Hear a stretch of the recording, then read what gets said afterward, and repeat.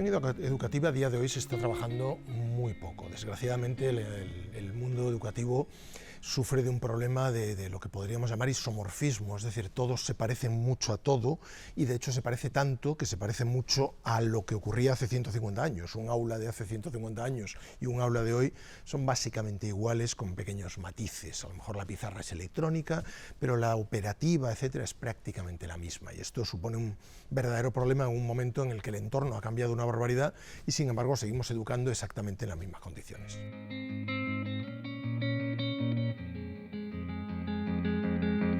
La innovación educativa debería enfocarse básicamente hacia adaptación al contexto, es decir, ¿cuál es la función de la educación? La función de la educación, lógicamente, es adquirir una serie de conocimientos, por un lado, pero la otra función de la educación es la socialización, es decir, el aprender a vivir en sociedad y aprender un poco a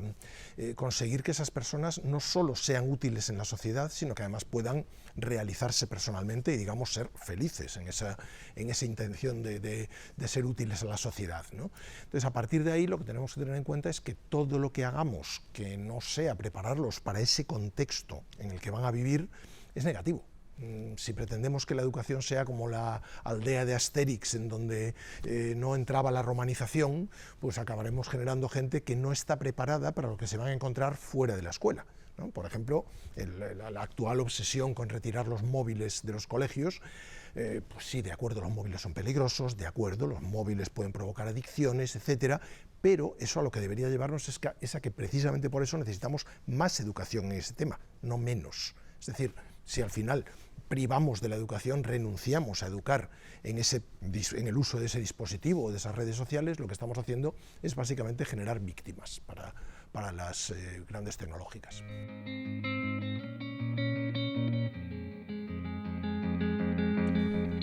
La transformación digital integrada en las aulas y en los centros educativos tiene un punto de vista completamente erróneo, o por lo menos así lo veo yo. Estamos enfocándolo a los dispositivos, estamos enfocándolo a las tecnologías. La pregunta de si más o menos tecnología en el aula es completamente errónea. O sea, es absurdo privar a los alumnos de una tecnología que se van a encontrar fuera del aula, que se la van a encontrar constantemente y que al final van a tener que preguntarse unos a otros cómo se usa y aprender por su cuenta, ¿no? Entonces, la transformación digital tiene que ir más en la idea de decir, bueno, ¿qué permito que utilice el alumno? Y sobre todo, ¿cómo educo en juicio crítico? Es decir, ¿qué tecnología le puedo dar para que el alumno no crea que todo el conocimiento está en una sola fuente, que es el libro de texto, ¿no? Porque si los educo a que todo el conocimiento está en una sola fuente, al final van a ser absolutas víctimas propiciatorias para las fake news y para todo tipo de engaños o todo tipo de cuestiones, porque están acostumbrados a que la verdad está en una única fuente. Hay que educar el pensamiento crítico y enseñarles a contrastar.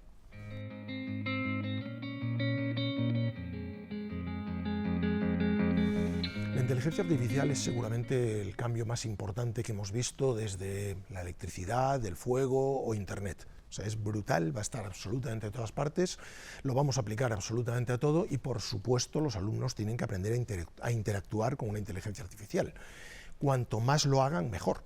Entonces, lógicamente, lo que vamos a hacer es conseguir que tengan una ventaja a la hora de saber qué le pueden pedir, cómo pueden educarse, qué pueden preguntarle o que consideren la inteligencia artificial un aliado que les puede explicar en todo momento y 24/7 todo aquello que necesiten saber, ¿no? Entonces, a partir de ahí, lo que tenemos es que desarrollar esa estructura e incorporar la inteligencia artificial en todas las metodologías de clase.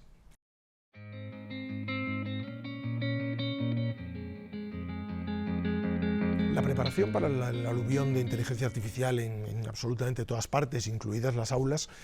se reduce sobre todo a no tenerle miedo. O sea, por ahora la reacción de la mayor parte de las instituciones educativas ante las tecnologías ha sido básicamente la de tenerle miedo, intentar quitarlas del medio porque suponen una distracción, etcétera. Lo que tenemos que hacer es intentar aprovecharlo con la conciencia de que estamos haciendo precisamente lo que tenemos que hacer, preparar a los alumnos para la socialización en la sociedad, para que funcionen en una sociedad. Por supuesto, hay que formarse, van a hacer falta nuevas habilidades, va a hacer falta saber qué le podemos pedir, qué tiene sentido pedirle o qué es completamente absurdo pedirle, y vamos a tener que tener muy clara la división entre lo que llamaríamos hard skills, es decir, los contenidos del temario, etcétera, y lo que son las soft skills, que es que el alumno aprenda a convivir, a trabajar en grupo, respeto elemental, etcétera, etcétera, todo este tipo de cuestiones. Seguramente casi todo lo que son hard skills lo acabará aprendiendo el alumno a través de una interacción con una inteligencia artificial, y el papel para el profesor será desarrollar esas soft skills.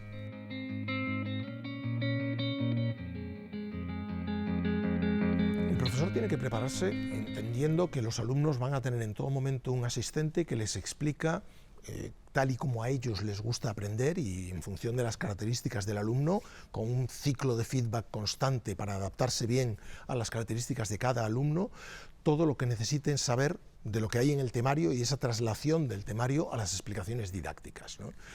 A partir de ahí lo que tenemos que tener en cuenta es que si eso funciona como un tutor, pues la enseñanza que mejor funciona es la enseñanza con tutoría personalizada. Es decir, siempre un alumno con un, digamos, en situación de profesor particular, siempre aprende más y se adapta mejor al ritmo, a su ritmo, ¿no?, que un alumno en una situación de uno a muchos, en una clase de 30 alumnos o por ahí, ¿no? Entonces, a partir de ahí lo que tenemos que pensar es que el profesor tiene que supervisar ese aprendizaje, lógicamente, evaluarlo, medirlo, etcétera, y a partir de ahí prepararse para desarrollar las soft skills que el alumno necesita para vivir en sociedad.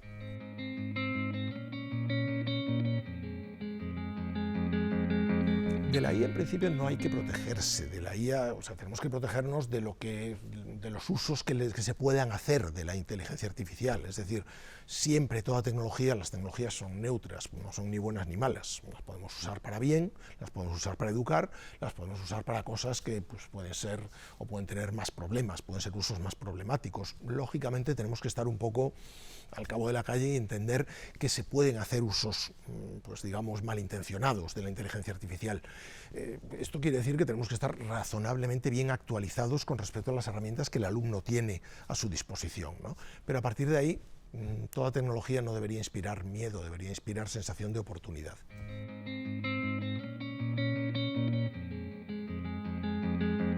Al pasar de los niveles de primaria y secundaria a niveles como la enseñanza universitaria, lo que llamamos la higher education post-universitaria o incluso a la formación en entornos corporativos, tenemos que tener en cuenta que la enseñanza pasa a ser mucho más socrática, es decir, no se trata tanto de aprender lo que hay en un temario y de estudiar y de poner los codos, como se trata de ser capaces de discutir y de fijar en nuestro cerebro cosas a partir de, pues eso, de situaciones, en muchos casos, de intercambio, de pareceres o de discusiones, ¿no?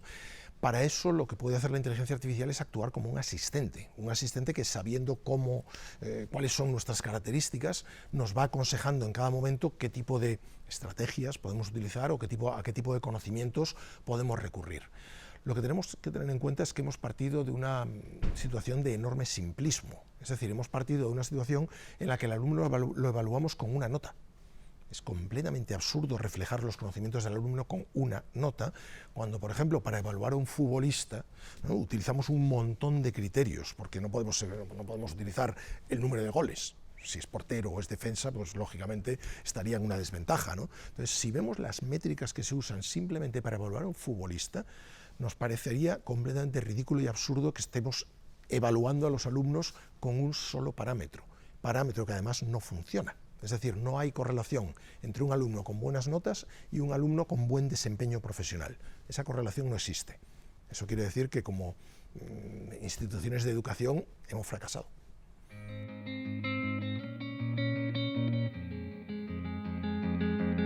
Yo creo que con la inteligencia artificial tenemos tema para unos cuantos años, sobre todo teniendo en cuenta que la inteligencia artificial, sobre todo la generativa, está en sus inicios. Creo que el año que viene estaremos hablando de cómo adaptar los temarios y de cómo adaptar la función del profesor al nuevo escenario en el que los alumnos aprenden ya de otra manera. Es decir, creo que